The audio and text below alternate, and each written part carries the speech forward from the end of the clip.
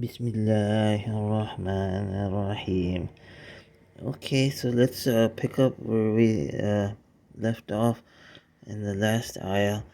So we're on ayah number 9 now. I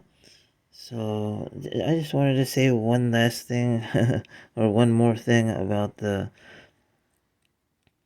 reason why the first 7 or 8 ayats deal a lot with the form 4 verbs, where you take the root, the 3-letter root, and you add a hamza with a fatha at the beginning of the root, and you put a sukoon on the first root letter. So it seems like Allah subhanahu wa ta'ala is emphasizing that these types of verbs, because uh, they're they're very popular in the Quran. In fact, the 3 levels of Iman have to do with the form for a verb. Like, for example, Muslim is the verbal noun of Aslama. So we're all Muslims. So it comes from the root Salima. Salima means to be at peace. And so then if you attach a hamza in the beginning and make it a form 4 verb, it becomes Aslama. And Aslama means to to to cause something to be at peace, meaning you're causing yourself to be at peace by following the 5 pillars of Islam.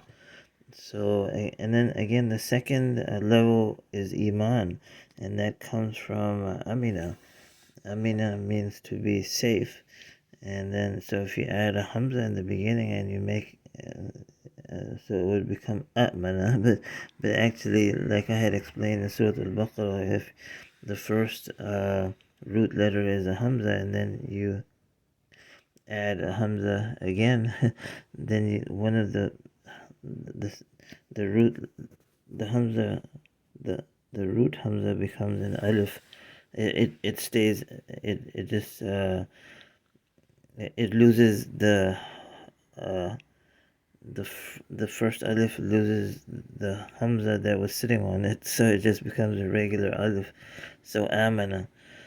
Amina means to be safe, but amana means to cause something to be safe, meaning causing your belief to be safe by believing in certain things that Rasulullah described in a hadith, which he said that the iman is 6 things. If you believe in these six things, and then the highest level is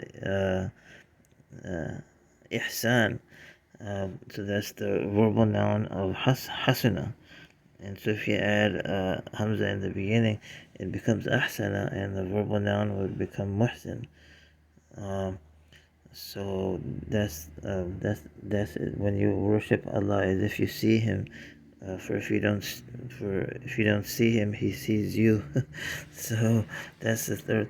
And then there's so many other forms of that Allah Subhanahu wa Taala uses that is so popular in the Quran to describe the opposite of these 3 levels.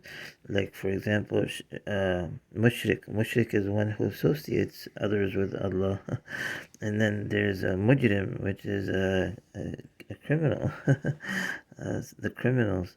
And then musrif, which is comes from sin rafa, which is a person who transcends the bounds, or does is excessive in things that he does or she does.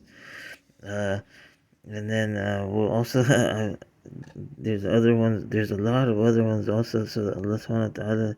That's why it seems like it's so pivotal to introduce this form early on. So I just wanted to say that, and then so let's stop there. We didn't hardly get into ayat number 9, but inshallah, I'll pick up in the next video with 9. So let's stop there.